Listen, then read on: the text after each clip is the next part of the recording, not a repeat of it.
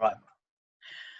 This afternoon, I'm talking to Kieran Felton, who is a PE teacher and the assistant principal at Shoreham Academy. So the students from Shoreham Academy that are watching this will know Mr. Felton, but many students from the other areas and other schools may not.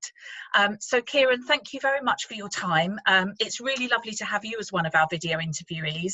We've talked to all sorts of different people from all sorts of different industry sectors. And I think sometimes it gets forgotten that education and teaching is an industry, is a career path. So it's lovely to have you representing that. And also with your background in sport, it'll be really good to hear from you about how the directions that sport might take a young person. So thank you for being here. The first question I'd like to ask you is, can you tell us about a typical day in the life of a teacher? So obviously each school has its different timetables, but typically here at Shoreham Academy we'll be expected to arrive before 8 o'clock because lessons start at 8:30, and typically you would have planned the lessons the day before. You would be lessons that you'll be delivering that day, and each day it could range between 3 to 5 lessons depending on your timetable. So typically of a 25-hour working taught lesson week, you might be teaching around 22 hours of those directly with students. Then of course, when your lesson planning and preparation has been done, the students arrive, and that typically involves registration and then on introducing the lessons and delivering high standard, high quality teaching and learning in line with Shoreham. After each lesson, you then reflect and review, and you follow up on any achievements that are awarded throughout the lesson and the learning that's gone by, and you reflect on the learning that's gone on throughout the lesson, and that then in parts informs the planning for the next lesson that goes on. And so you'll teach your lessons throughout the day, and that'll be accompanied by most typically a mentor or tutor program, so you'll have a responsibility for that, and a statutory break time or before school activity. At the end of the day, typically you'll either be running a club or you'll be running a fixture and taking groups to compete against other schools or other academies. And then following on from that, being the life of PE teacher, you do your marking typically, because PE teaching with GCSE, A-level, BTEC has a requirement for marking, and so therefore you put your time into doing so. So they're long days. Excellent. So as an assistant principal, if you can just clarify, because I think it's understanding that our senior leaders in school are also teach a subject. Yeah. So you started your teaching life as a PE teacher and have sort of slowly worked your way up, is that right? Yeah. Okay, so it's really important that people who are considering going into a teaching career often go in with the aspirations of wanting to make a difference, wanting to change the lives of young people, them achieving their aspirations and the ambitions that they have in the future. Now, I can't talk for every teacher, but broadly speaking, that's a sort of a motivation behind wanting to make a positive difference in the lives of young people. Now, when you take on your career, depending on your subject area, which would be informed by the degree that you undertake, you will then have opportunities, because within any institution, and particularly within teaching, there are roles and responsibilities that involve. And so when I started as a PE teacher, and then opportunities arose through my department for responsibility to take on leadership of certain areas. It could be looking at a particular key stage, a lead in key stage 3. It could be a lead in key stage 4. It could be overseeing the GCSE and A-level. It could be looking at the BTEC groups. And so there are different avenues that require direct leadership and responsibility for those areas. And when those opportunities arrive, and you are performing really, really well as a teacher, and you're involved in the wider support of the school, and you put yourself forward for that application, then if you're successful, then you accrue this responsibility. And so your job title changes. So you'd be a PE teacher, but you might be PE teacher and Key Stage 3 coordinator. Okay. And therefore, other responsibilities come and change as you sort of, dare I say, move through some of those responsibilities. Some can be within department and some can be whole school. And the school will be looking to provide opportunities to develop leaders. That's one of their main jobs as well. We want to develop students, but also developing leaders within the school. And so beyond being an excellent teacher, which is basically the most important thing, is that you go on to then see whether or not you can explore and widen your influence to help other people, other adults within the education sector, including support staff, TAs, and other teachers, actually have a greater impact on supporting young people and supporting the vision that you have as a leader. And then you move from department, and then there may be opportunities for extended leadership team, which has a wider remit of responsibility, maybe, and then you go on to maybe senior leader, which has yet again even wider responsibility. And then you start to look at specific aspects where you'll be managing quite significant areas.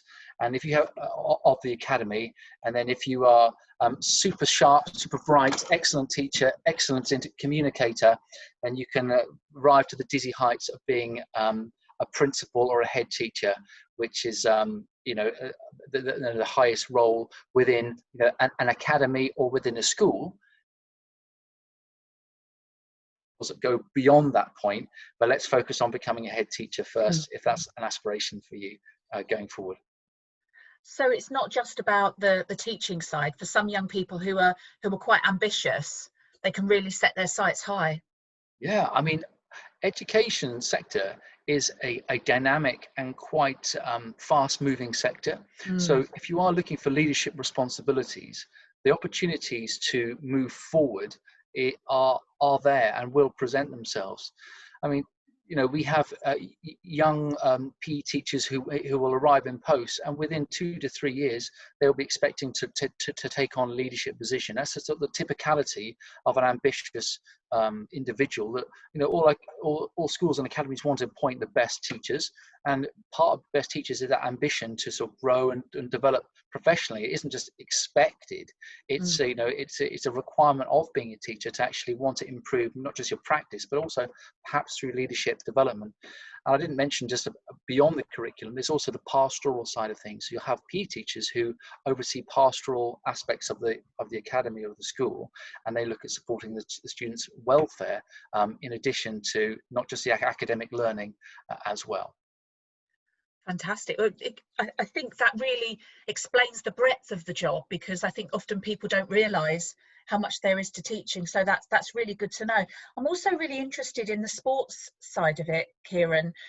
For those young people who maybe they're really interested in sport, and we know that with the best will in the world, not every young person will be a professional sports person, but if they love that world, what advice would you give them about other avenues within sport that they might want to take? I think at Shoreham Academy specifically, we have people typically really enjoy elements of that aspect of their education. They really enjoy being part of a carefully constructed curriculum experience. They enjoy it, and then they go forward thinking, well, actually, I'm considering a career in the sports industry.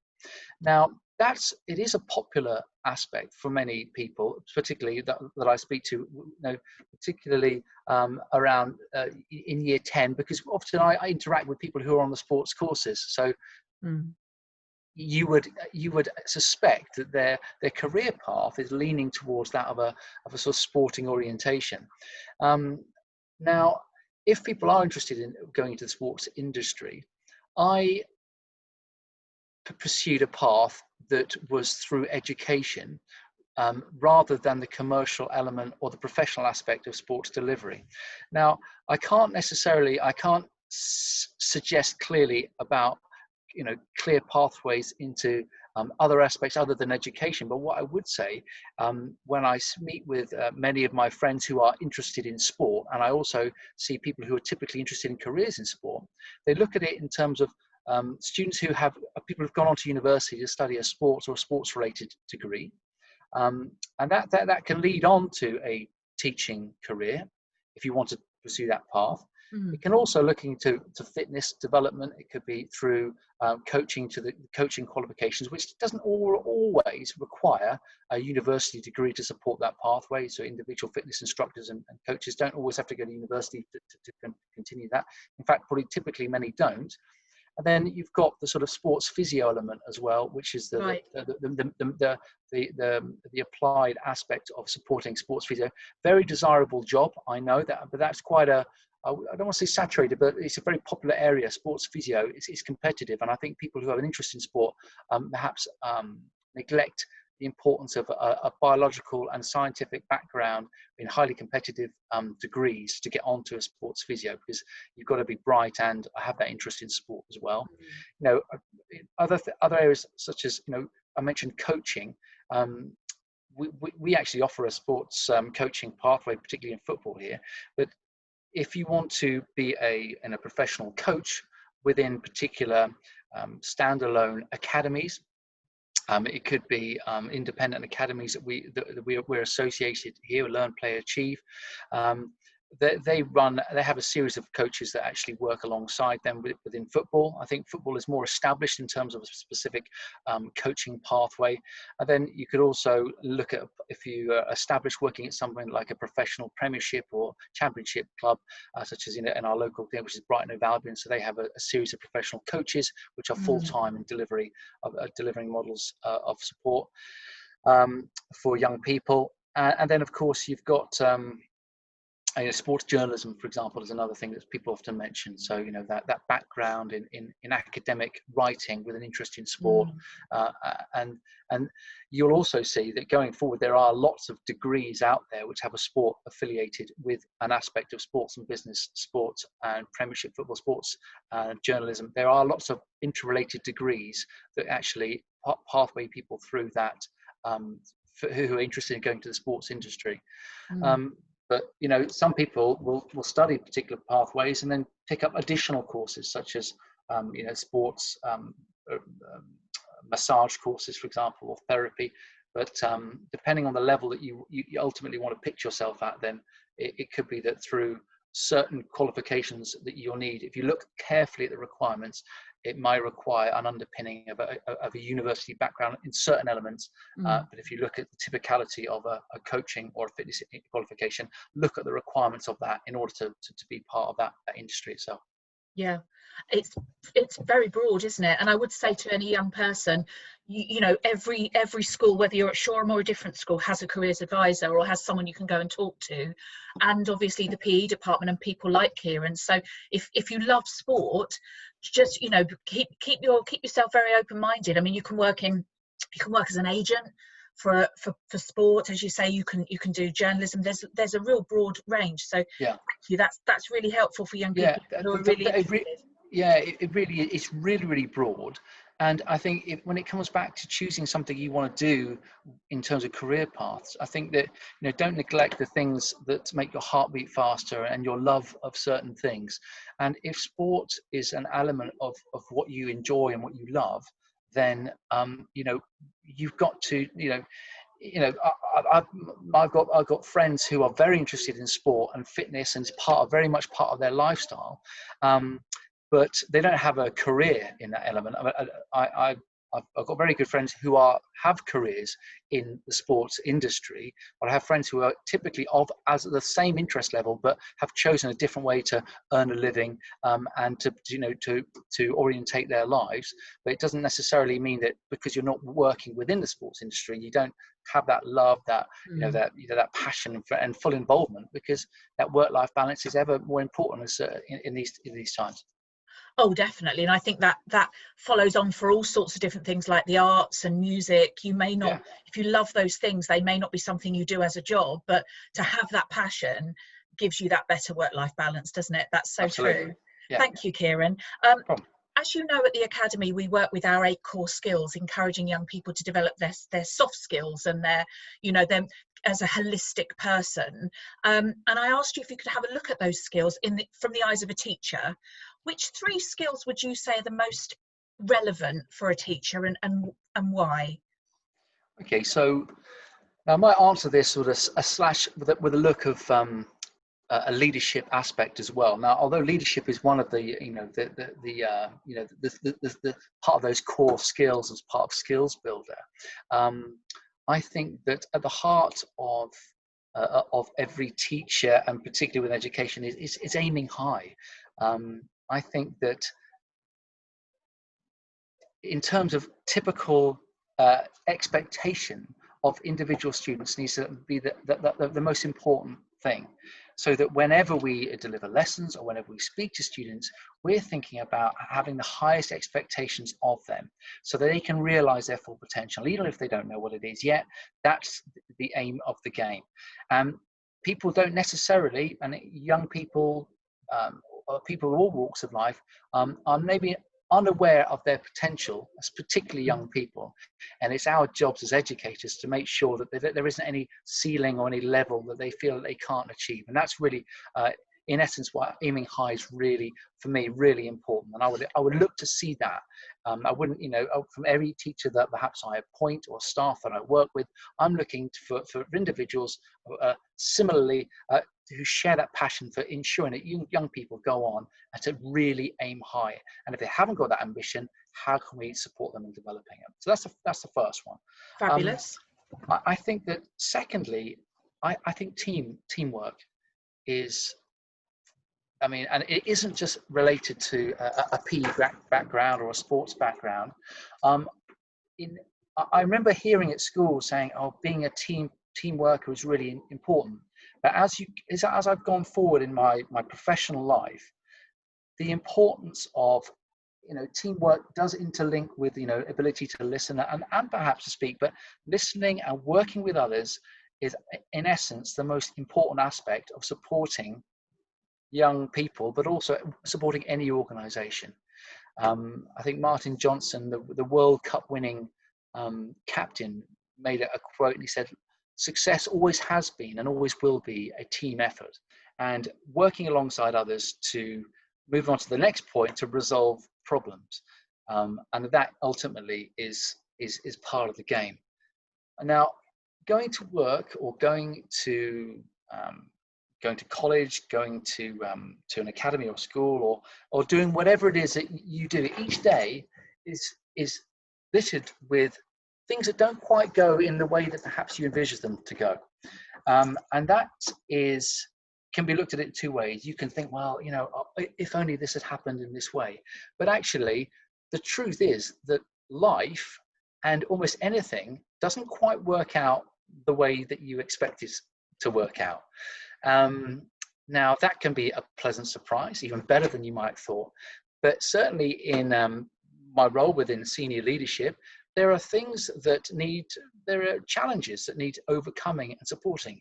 And if you go back to the other two sort of core skills that you need to be able to work as a team to resolve or to solve these problems and overcome them. And then at the heart of what goes through the thinking of those decision makings is aiming high. So if the vision of the element of what it is that you are doing is clear, you work with other team members who have a similar mindset. We're buying into this idea of wanting to achieve for young people, and then we work as a team to overcome that. And typically, teamwork is really, really key. Now, if people are thinking to themselves, well, I don't necessarily, I can't think of instances about when I've worked as members of the team, I can assure you there'll be many more circumstances that you can refer to in any interview or any personal statement where those skills are ever more sought by employers, because ultimately we can't operate or work in isolation. Fantastic. And I think you're right when people don't always realize they're working in a team, and actually sports is a really classic example of that, isn't it? Because if you can evidence that you have to work as a team in team sports, employers love to hear that, because it shows that you can work with other people, that you're trying to achieve a common goal with everybody's support. So sport is actually a really good example of teamwork, I would say. Yeah. And I also want to I think people have an idea of what both a team member looks like and what leaders look like. And I want to sort of reassure anyone watching this video that your individual personality and characteristics of who you are, that there's no sort of definition clearly of what a great leader is. So the qualities that a person has can always be developed and improved in order to be effective, in order to enable a team to move in the right direction to support the high ambitions of the student. So everyone is different, but also people can change, they can grow, they can develop the skills and qualities to become more effective as a team player. People are thinking that perhaps that's not something that they have, but also when it comes ultimately to maybe being a leader, because leaders don't always have to be the vision that we have of that, that person sort of charging headlong up the mountain and saying, follow me. It's more about working with others and being having those softer skills and qualities that I know so many students have at Shoreham Academy, and I think that being team workers is something I have to say is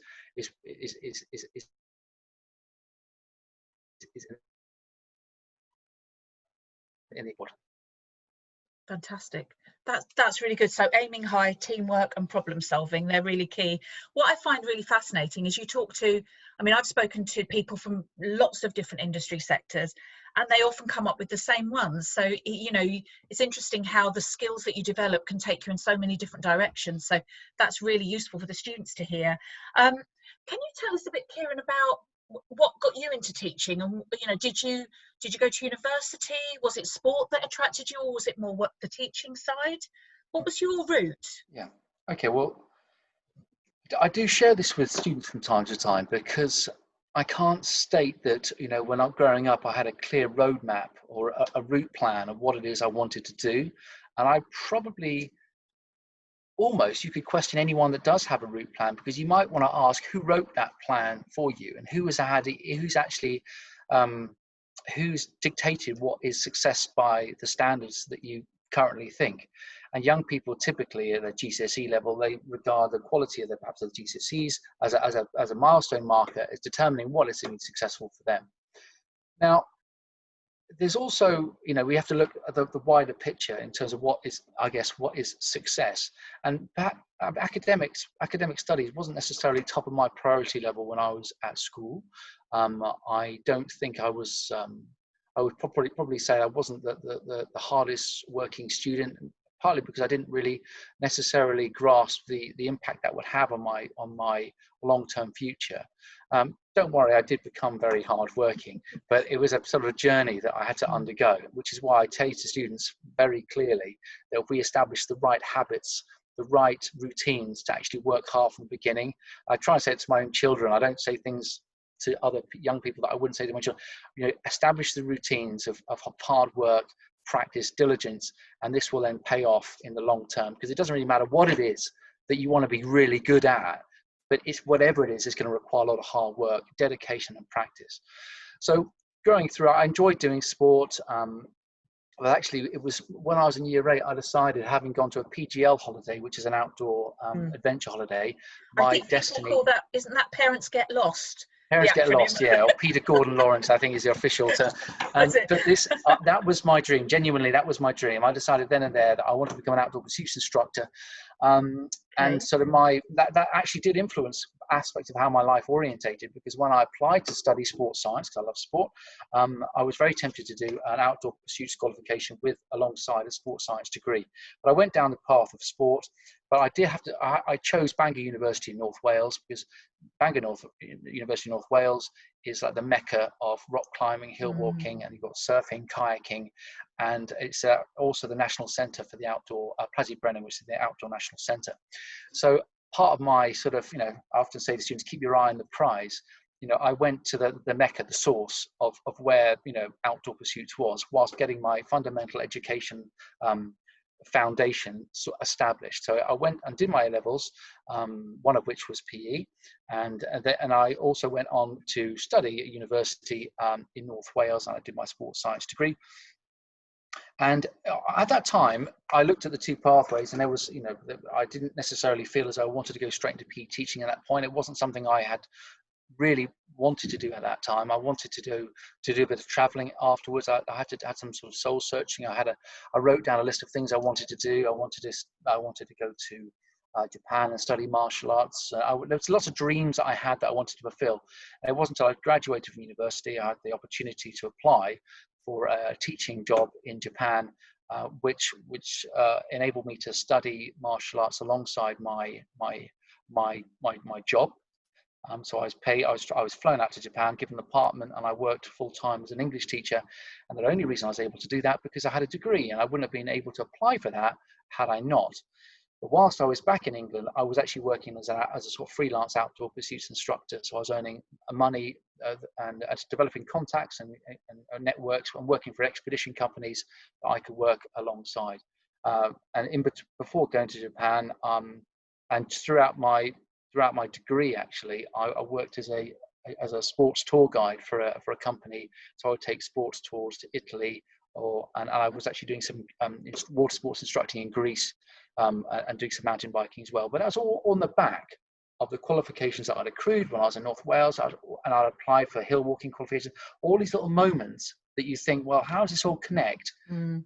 Allows you to apply for more ambitious things. So therefore, I was being paid to fly out to Greece, being flown to Italy or to Spain, in order to oversee, run school groups. And I'd come back during half term, and I'd speak to other people and say, what would you do half term?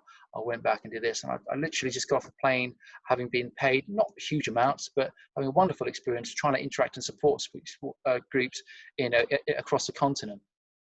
And then that, again, typically when I went on to live in Japan, I was more familiar with being in different countries and problem solving, working with different cultures, learning to speak Japanese, and actually training 3 to 4 hours a day in martial arts, with this dream that I wanted to get a black belt in martial arts, having been influenced by books that I'd read throughout my time at university.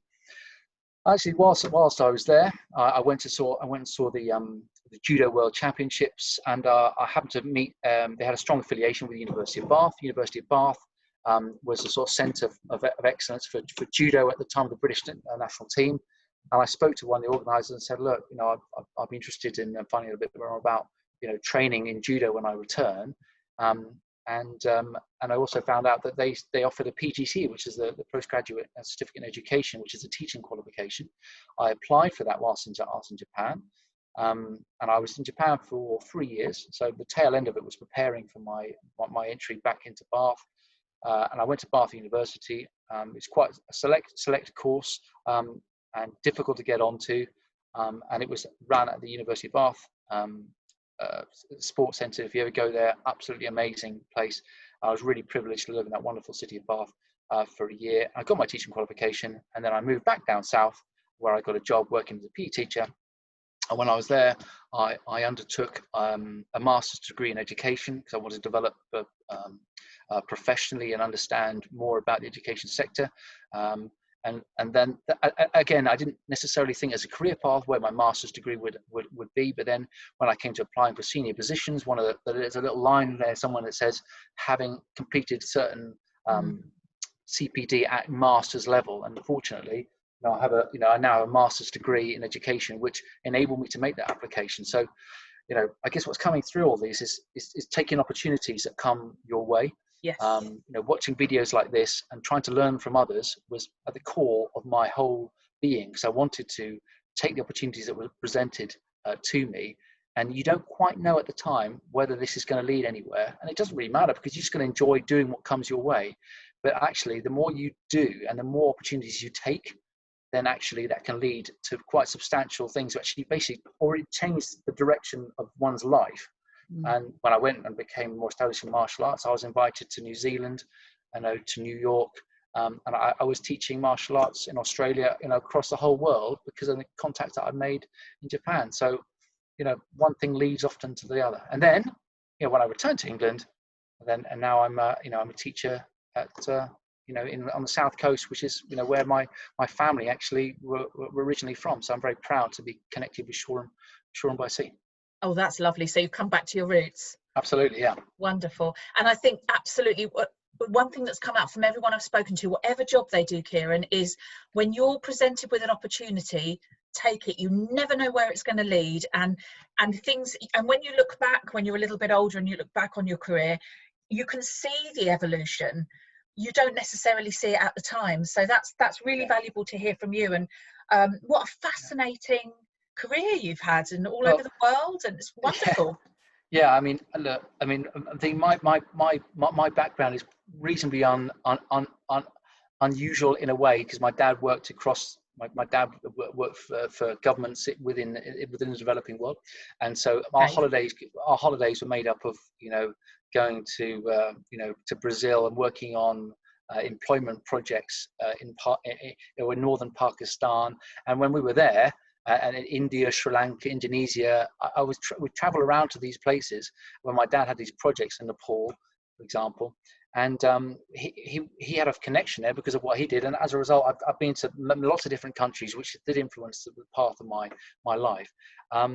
But one thing about all those experiences, what it does lead me into realizing is a couple of things. You know, when I spend a lot of time in the developing world, you realize how lucky we are within the UK. Yes. And when we present these opportunities, sometimes I find it very difficult when I find students don't take them up. And I find that not willingness not to step out and explore when we have a guest speaker that wants to deliver on something. I had a real thirst for wanting to find out more and to discover and to learn, hence why I probably am a teacher. I love learning things, but also looking at what opportunities can lead and where they can go to, because I was, I guess, ambitious, but I also had that background of thinking, well, there's a lot of people out there that are less fortunate than us, and I owe it to myself, my family, and everyone else to fulfill, you know, the opportunities that we've been given.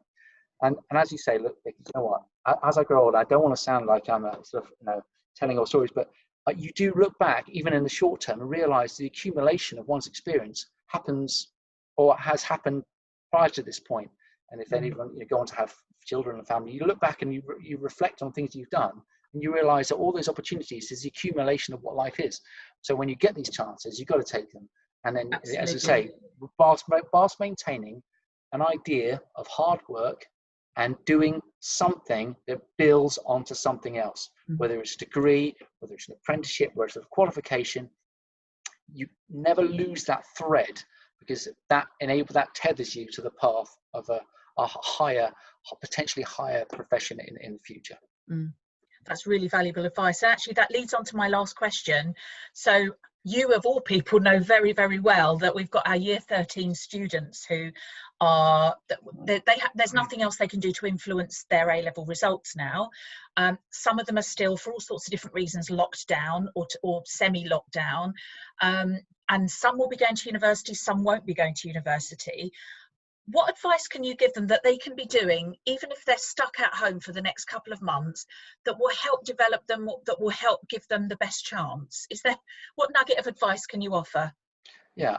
Now, I mean, it's a curious quote for me to bring forward, but certain quotes live with me, and I sort of recall that, I think it was a character, I can't remember his name at this current time, but I think he was imprisoned.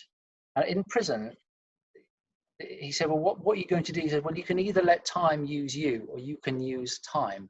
Now, if I asked a student what they did over their summer holiday, and they said, oh, I was bored, I didn't do very much, I take that as a direct reflection of that individual's character in terms of how they approached their lives and so forth.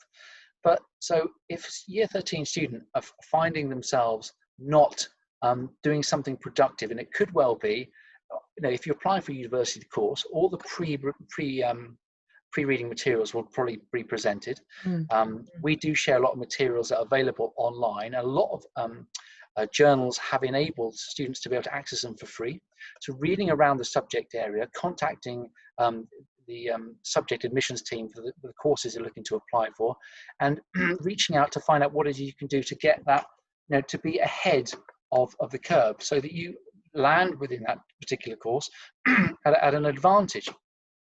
You know, despite, because each individual has got different difficult or challenging circumstances, without no doubt about that. But ultimately, if there are opportunities where you can learn, develop, and expand, you know, I think I put through huge amounts of materials that students can be typically doing, you know, refining that CV, applying for job positions, searching for different things that they can do in the university of their first choice, understanding how it is that they're going to operate when they're there. It could be spending time developing other aspects of themselves, you know, wider hobbies that perhaps they hadn't done before. And I'm sent videos of students of what they're doing, really ingenious, really inventive, creative ways of overcoming time where they are in isolation. So putting personal challenges, if people do have obviously difficulties at this time, that's certainly in a different category. But if students are able to learn and develop, they've got to use that time and readiness. And I'd actually say this gap point, it can be seen in one or two ways. Something that, people didn't necessarily find time in which to do something meaningful, or something that they do really find something meaningful that moves them forward. So they come out of this, as we all do, hopefully safely, but also in a position where we actually know a little bit more about ourselves in terms of reflection, and and also how we move forward within ourselves in terms of academically and potentially professionally as well. That's really good advice, I think. But just with specific reference to the UCAS, so we've written to the year 13s, and as you say, there are lots of things that students can't control. Yes. But there are things very much that they can control. In terms of results day will be at the same time. But UCAS and Clearing Plus, it's worth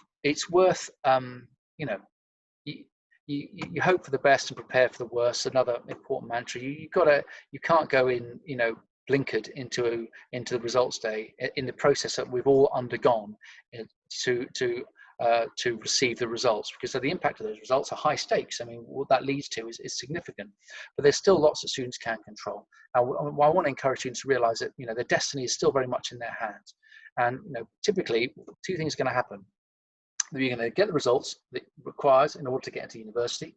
You take your first or second choice, okay, or you don't.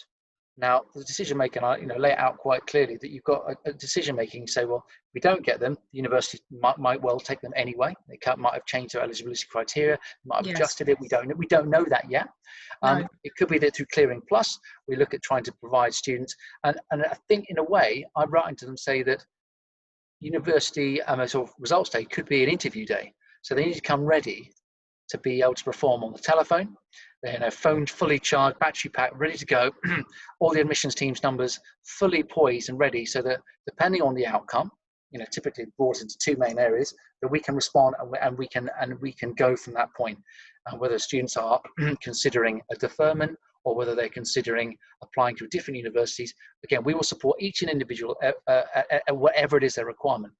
Students applying for apprenticeships, we do encourage them to be involved in contacting with their apprenticeship provider and making sure that alignment still is in place as well. And guess what? If it isn't, we'll support them and are trying to support them into finding another one as well. Because there are there's fluctuations in stability within the job market, very much so. And I know that companies are jittery, to say the least. And can't speak for all companies, but I know that the aspect of the job market is in a sort of is in an interesting spot at the moment. But that's why we'll try and keep live to it and support students and allowing them to control what they can control. That's really good advice for results day for students. If you're watching this as year 13 students, not just at Shoreham, but if when you're going in to get your results, think about best and worst case and be prepared.